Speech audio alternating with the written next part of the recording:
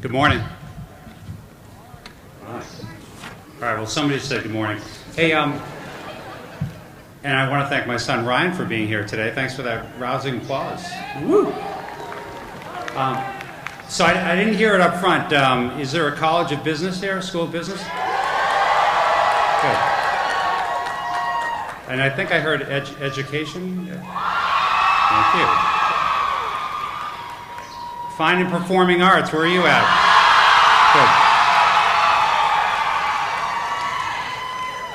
Good. And there aren't any science and engineering students here, are there?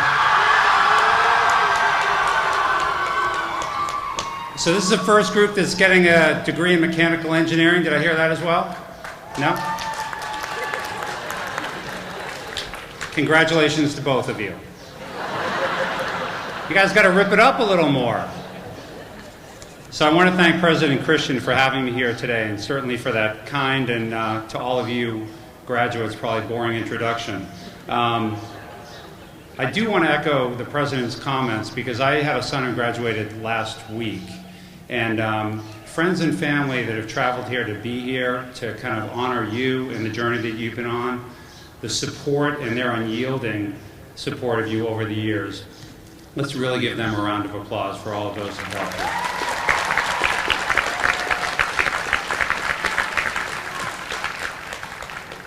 So I made a promise that I wouldn't use any derogatory language, but I really, and I won't. I should? No, I won't. But I did need some advice, because this is a tough thing for me. So I asked a bunch of people. I actually started with my wife. I said, for a keynote address to New Paltz, and she knows the school well and loves it as much as I do, I said, what advice would you give me?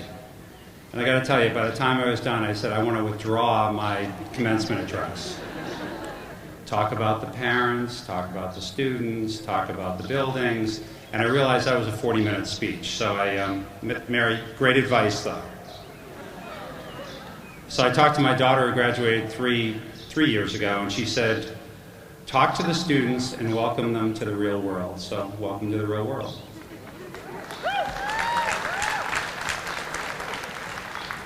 I talked to my youngest son, Ryan, who was the guy who gave me the most applause, which, there he is. So this dude's just finished his freshman year at Plymouth State University in New Hampshire. Successfully, my man, good job. And I didn't tell him at the time, but I was driving him home with one of his friends who's a senior, and I said, what should you do about a commencement address? And I was asking him a bunch of questions. And he said things that only Ryan, I said, so Ryan, what would you do? And he said, what's good? I said, nothing's good. I'm asking you about a commencement address. And he said, what's good? Well, that means, what do you want to know? Did you say that here? What's good? So I finally went through a whole series of conversations with him. And I said, just don't have somebody that's boring at commencement, that doesn't relate to the students, and is just full of something or other. And then he paused for a second. He goes, Dad, you're not doing this commencement address, are you? And I said, maybe. He goes, oof. Oh my God. I feel so bad for all of the people that are going to sit in the crowd today. So I will try not to disappoint. So then I went to my other son, my third child, who just graduated last week at UMass. He's 22, and I said, so John, what connected with you at the commencement address?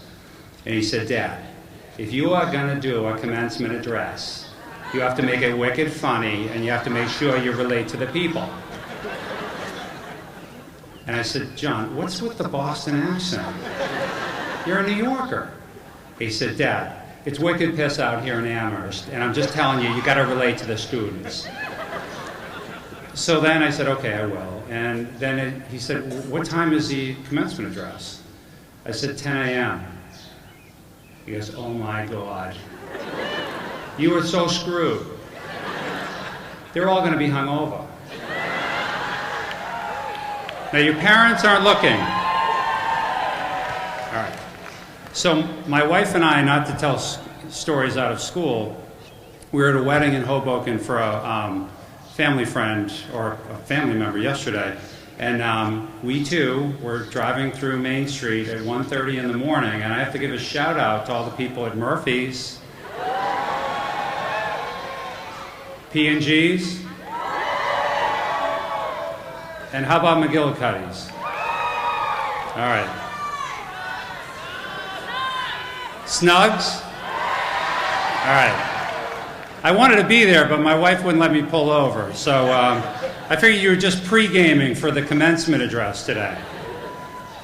So I do want to paint a picture because it is an honor to be up here, because clearly when I sat where you sat, I was never, ever, ever, ever going to wear this thing again and certainly be up on the stage.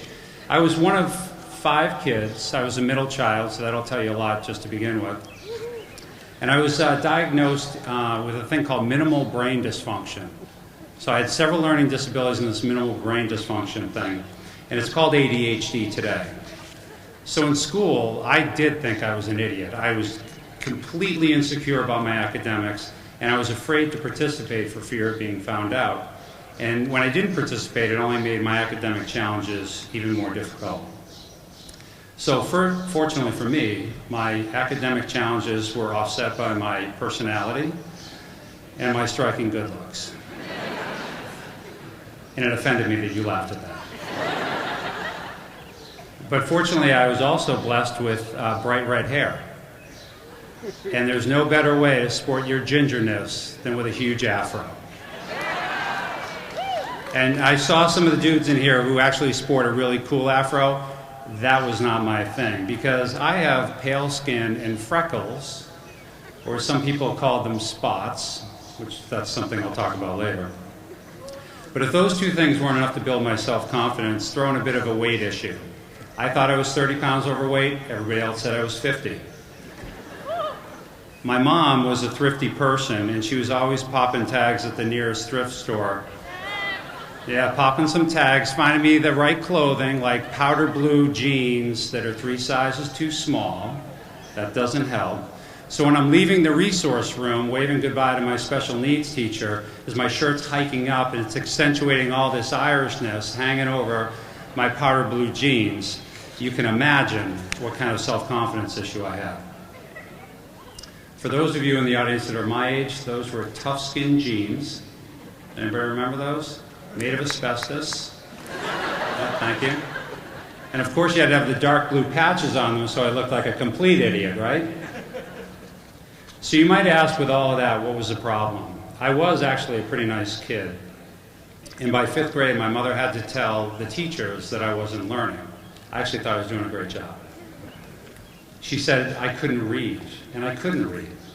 But special needs teachers, where's the School of Education? You're all, thank you. You folks changed my life. My mother and father changed it as well because they were tireless in their pursuit of doing the right thing. But these special needs teachers provided structure, support, and patience in allowing me to learn a different way. And it made all the difference in the world.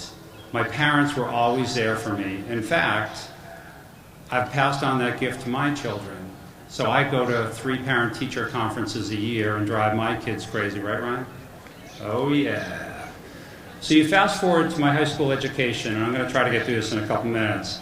But one of the last scholarship awards was for a special needs student that was going on to college.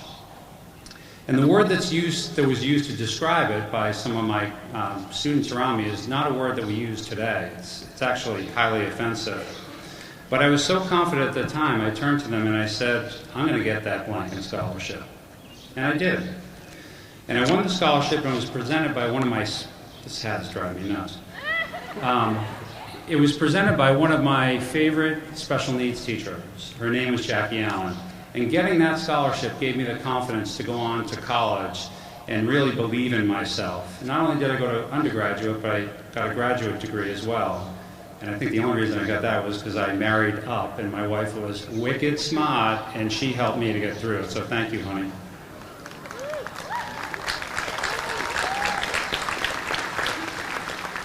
So persistence does pay off, and it was something that I really valued. So public education was my ticket to ride.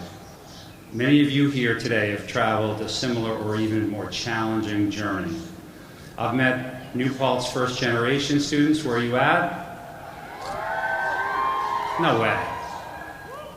Parents, first generation parents, let's hear it. Community college, transfer students, yes. I love that energy. All right, first generation students. Way better, as my son John would say, that's wicked good. But I've met students working multiple jobs and fighting against so many odds. You inspire me and you inspire all of us here today. And that's what I think about a public university education. Nobody's tucking you in at night. Nobody's waking you up in the morning. You do what you do to succeed, and that's why I love New Paltz, and that's why I love public education. Let me give you thank you. Let me give you another example of why I love this place. I attended the Chi Alpha Epsilon Honor Fraternity. Anybody here today from that fraternity? Okay. Let me skip that part. All right, I'll tell you.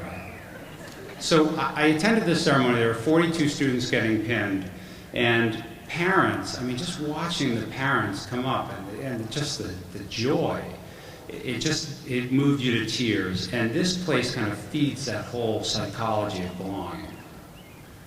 So I was an undergrad at UMass Amherst, and I did have a really good experience there. And when I became involved in New Paltz in 2003, I felt like I was stepping back into my UMass experience once again. And so why not work with UMass? This is a way better place. Simple as that.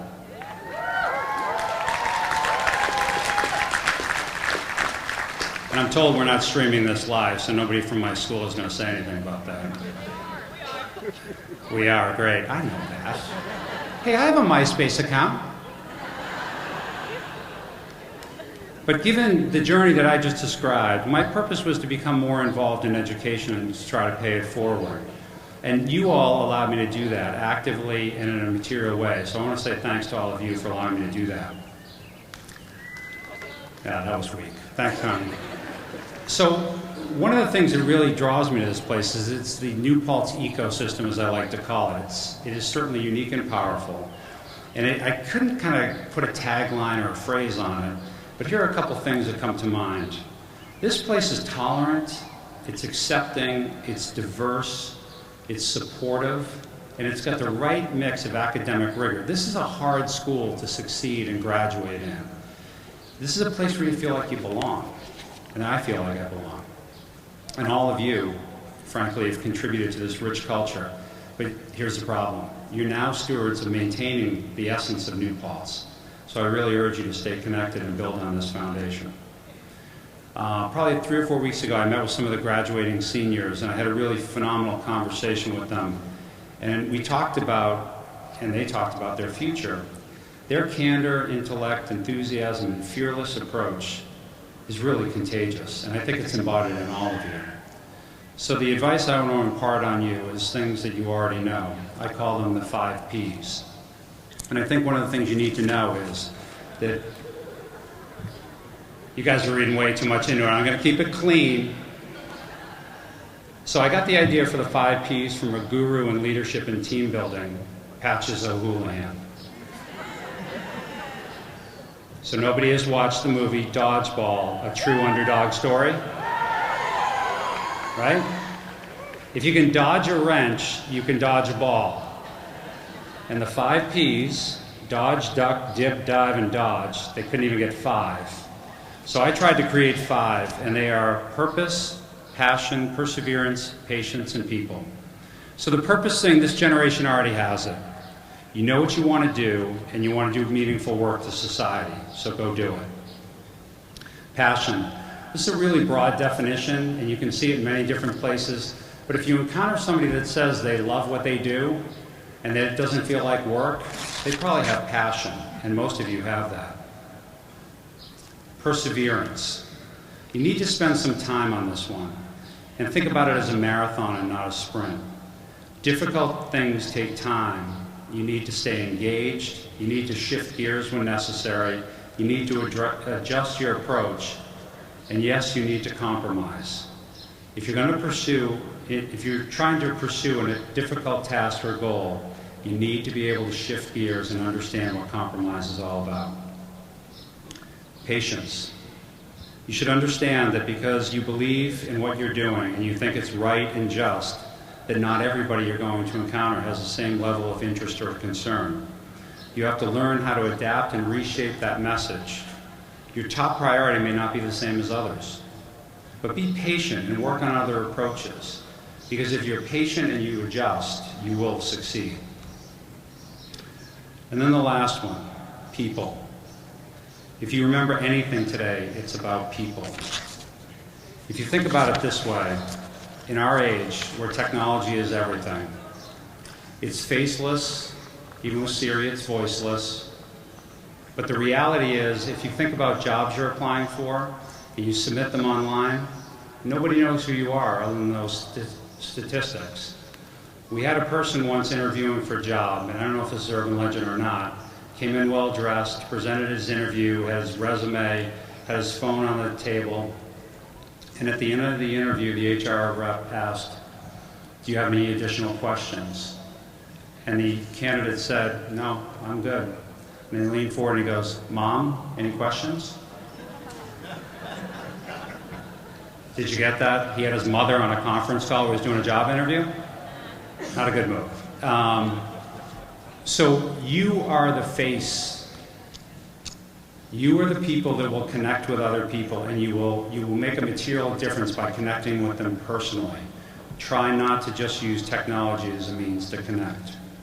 So you've all grown here and made a difference, and by all accounts, while eager to move on. I heard the couches are already out by the dumpster, cars are packed, you're ready to go.